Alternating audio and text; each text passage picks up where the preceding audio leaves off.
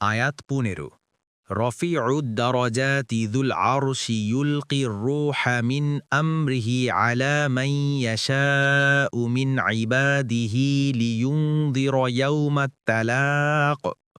অনুবাদ: তিনি সুউচ্চ মর্যাদার অধিকারী, আরশের অধিপতি।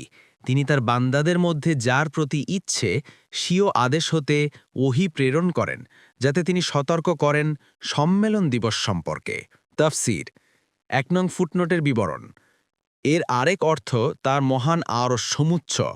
আল্লাহর আরশ সমস্ত পৃথিবী ও আকাশসমূহে পরিব্যাপ্ত এবং সবার ছাদস্বরূপ উচ্চ। সূরা আল মাআরিজে বলা হয়েছে, তা'রুজুল মালাইকাতু ওয়ার রূহু ইলাইহি ফি ইয়াউমিন কানা মিকদারুহু ৫০ আলফা সানা। এই আয়াতে উল্লেখিত ৫০,০০০ বছরের পরিমাণ হলে সে দূরত্বের বিশ্লেষণ যা মাটির সপ্তম স্তর থেকে আরশ পর্যন্ত রয়েছে। এ ব্যাখ্যা বহু সংখ্যক পূর্ববর্তী ও পরবর্তী তাফসিরবিদদের কাছে অগ্রগণ্য। কোনো তাফসিরবিদ বলেন, এর অর্থ আল্লাহ তাআলা মুমিন মুত্তাকিদের মর্যাদা বৃদ্ধিকারী, যেমন কোরআনের অন্যান্য আয়াত এর সাক্ষ্য বহন করে।